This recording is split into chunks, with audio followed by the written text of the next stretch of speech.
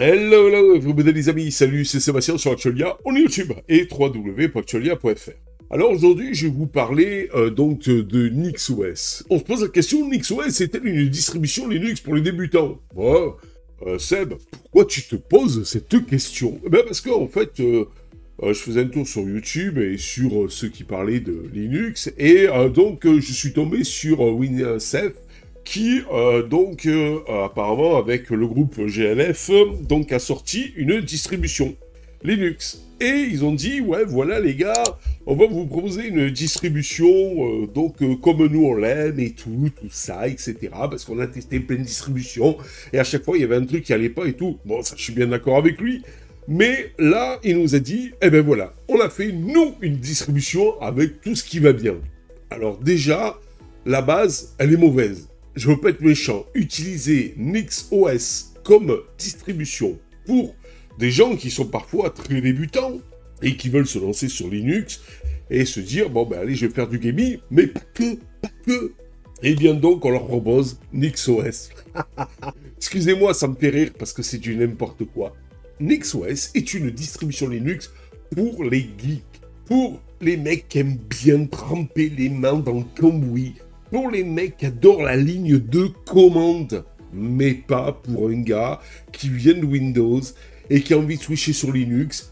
Si on lui propose une NixOS, le mec, on va le dégoûter à vie de Linux. Le mec qui sur Windows, ou sur macOS d'ailleurs, a l'habitude de double-cliquer sur un petit fichier qui lui permet d'installer directement son logiciel, ou alors de passer par un store pour installer donc son logiciel. Là, on lui dit, maintenant, bienvenue sur NixOS ou GLFOS, et donc, si tu veux installer donc un logiciel, il faudra que tu connaisses le nom de ton logiciel, et puis après, il faudra que tu ailles à éditer un fichier conf, là où, dedans, eh bien, tu vas y mettre tes logiciels que tu veux. Mais attention, hein, mets la bonne orthographe, hein. Voilà. Donc, c'est du gros n'importe quoi. Deuxième chose, donc, il y en a un qui s'est posé la question, mais alors, comment, désinstaller des logiciels sur GLF OS, qui est basé sur NixOS. Et en fait, j'aime bien parce qu'ils ont mis, par exemple, de navigateurs, Vivaldi et Firefox. Et il a dit si bien, écoutez, donc ça c'est la base. Donc déjà, la base, tu mets qu'un navigateur, mais t'en mets pas 10. Et il y en a 2, d'accord. Et donc, même si vous enlevez donc dans cette base des logiciels, et que vous avez une mise à jour, elle va remettre les logiciels par défaut. Mais qu'est-ce que c'est ce truc? Linux n'est-elle pas la liberté? Linux, c'est pas la liberté de faire ce que vous voulez, justement, de mettre des logiciels, d'en enlever, de choisir vos logiciels, et tout, etc. Ben là, non. On vous impose. Hey! C'est un petit peu comme un certain Windows, n'est-ce pas, qui vous impose, par exemple, Microsoft Edge. Et là, alors, quand Microsoft vous a, par exemple, imposé comme navigateur Microsoft Edge, des libristes ont crié haut et fort, ouais, vous voyez, vous installez Windows, on vous propose par défaut des trucs qu'on n'aime pas et tout ça. Mais Microsoft Edge, vous pouvez le désinstaller. Microsoft Edge sur Windows, Microsoft Edge sur Windows, vous pouvez l'enlever des favoris. Et quand vous avez une mise à jour, il ne va pas vous le remettre. Voilà. Alors, je trouve assez aberrant que de lancer une distribution basée sur NixOS, donc qui n'est pas fait pour les débutants. Voilà, et qui est vraiment un truc de geek. Parce que, pour vous en donner un petit peu plus, pour vous en dire un petit peu plus, NixOS est une distribution Linux apparemment unique en son genre. Parce que contrairement à la plupart des distributions classiques, comme par exemple Ubuntu, Fedora, Arch Linux, qui serait plus judicieux d'ailleurs comme base pour avoir lancé un truc, mais bon, elle repose, NixOS, sur un gestionnaire de paquets, donc déclaratif et immuable. Nix, cette particularité soulève donc une question légitime. NixOS est-elle une distribution adaptée aux débutants? Eh bien, non. En plus, je ne veux pas être méchant, mais pour installer donc des logiciels sur NixOS, vous avez des lignes de commande, et c'est l'horreur. Voilà, je pète méchant, mais c'est du n'importe quoi. Je crois qu'il faut passer par 2 ou 3 lignes de commande pour installer des logiciels, ou alors il faut éditer un fichier conf et tout. Mamma mia! Voilà. Donc, dans cette petite vidéo, nous allons examiner les avantages et les inconvénients de NixOS pour un utilisateur novice, ainsi que les raisons pour lesquelles elle ne peut être ou non un bon choix. Voilà, tout simplement. Alors d'abord, on va essayer de comprendre les fondements de NixOS Linux, de ce fameux OS. Avant de répondre à la question, il est essentiel de comprendre ce qui distingue NixOS des autres distributions Linux. Est-ce que NixOS est la révolution? Déjà, on va parler de la gestion des paquets avec NixOS. Au lieu de fichiers de configuration, donc modifiés directement, tout est écrit dans un fichier de configuration unique. C'est-à-dire que tout simplement, eh bien, au lieu de passer par des gestionnaires de fichiers, donc en fait pour directement bam bam bam installer donc vos fichiers, eh bien vous devez donc aller écrire dans un fichier de configuration unique tous les logiciels que vous voulez. Mon Dieu! Après, vous avez un système immuable sur NixOS, c'est-à-dire que les modifications ne sont pas effectuées directement sur le système. Alors, ce qui permet de revenir à un état précédent très facilement si vous le voulez. Voilà, bon, il y a quand même un petit avantage donc à cette solution. La modularité et reproductibilité. NixOS permet d'assurer qu'un système peut être reconstruit à l'identique sur une autre machine. Voilà, oui, bien sûr, si vous récupérez votre fichier conf, vous l'envoyez sur notre machine et vous retrouvez exactement la même configuration. Ça, c'est pas idiot.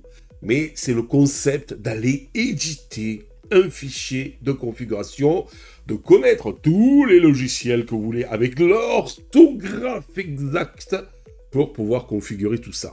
Bien que ces concepts offrent de nombreux avantages, ils impliquent également une courbe d'apprentissage importante. Une courbe d'apprentissage importante qui est à des milles de celle de macOS ou celle de Windows, et donc en fait qui n'est pas spécialement fait pour les débutants qui viendraient de Windows vers NixOS. Après, il y a quand même des avantages de NixOS pour les débutants.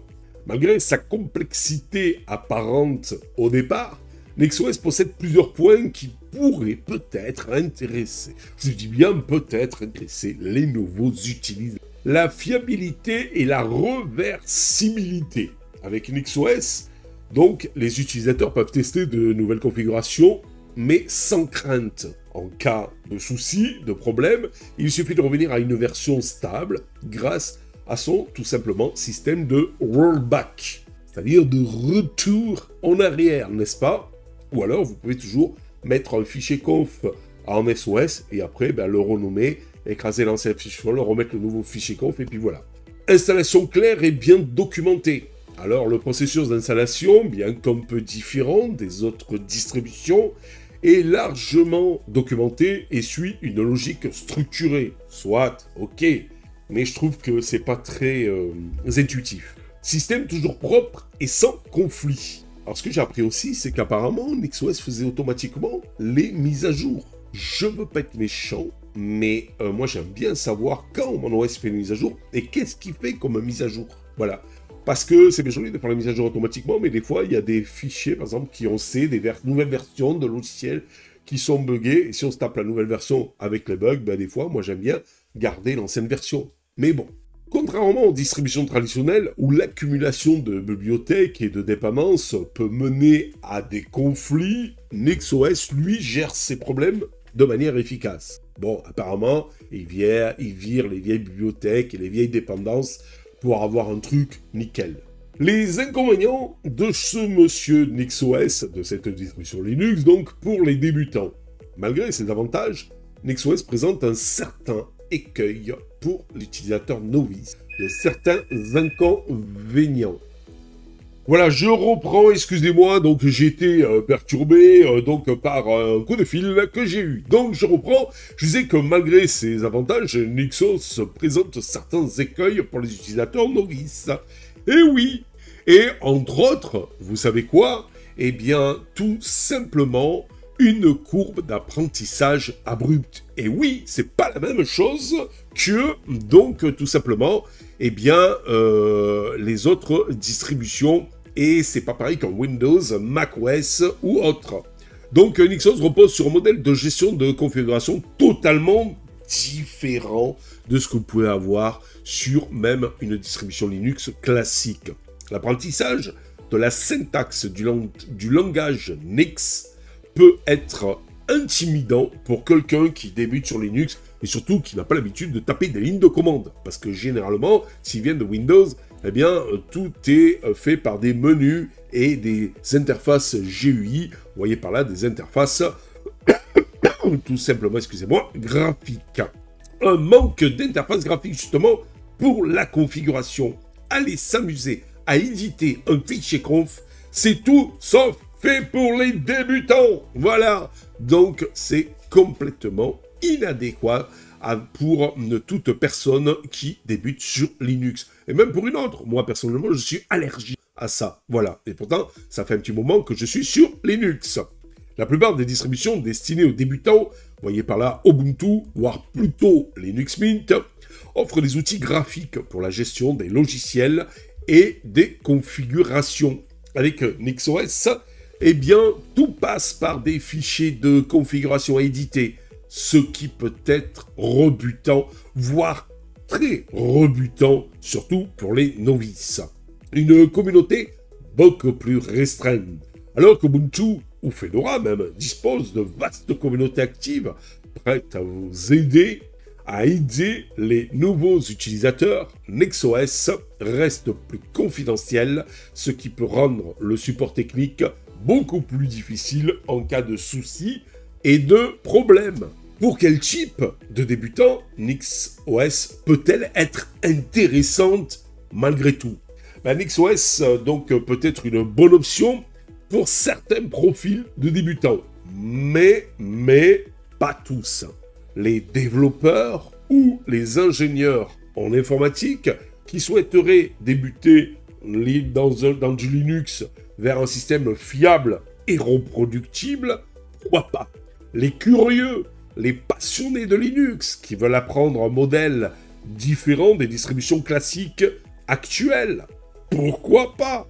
Ceux qui recherchent une distribution expérimentale et sont prêts à investir du temps dans l'apprentissage de celle-ci. Pourquoi pas? Cependant, un utilisateur totalement novice qui cherche un système simple à installer et surtout à utiliser sans ligne de commande, NixOS n'est pas la meilleure des options.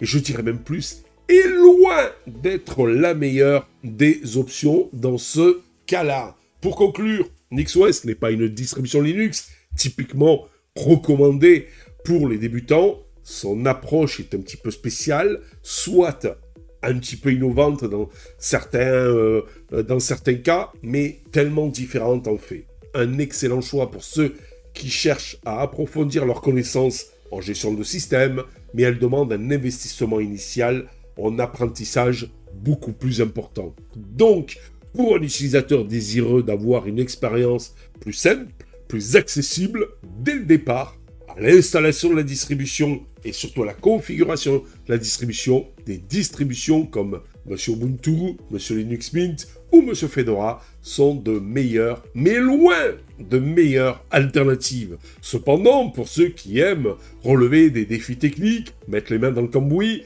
NixOS peut être une expérience enrichissante et formatrice. Voilà. Et vous, les amis, vous en pensez quoi de ces distributions un petit peu underground, un petit peu expérimentales? Voilà. Moi, je pars d'un principe que nous sommes en 2025, les amis, et donc, 2025, c'est plutôt simplicité, qualité, fiabilité, et surtout simplicité, simple d'utilisation, autant à l'installation, autant qu'à l'utilisation. Et là, par exemple, des distributions comme Linux Mint est la reine pour faire ça. Ubuntu, un petit peu moins. Fedora, encore un petit peu moins. Mais malgré tout, ces trois-là restent des valeurs sûres. Voilà, dites-moi ce que vous en pensez dans les commentaires. N'oubliez pas de vous abonner si ce n'est déjà fait. Et n'oubliez pas le petit pouce en l'air qui fait toujours plaisir. Tout ça pour nous encourager dans cette belle aventure multimédia, les amis. Allez, je vous dis ciao, bye bye. Si vous avez aimé cette vidéo, abonnez-vous, mettez un pouce en l'air, et partagez cette vidéo, merci, cela fait toujours plaisir.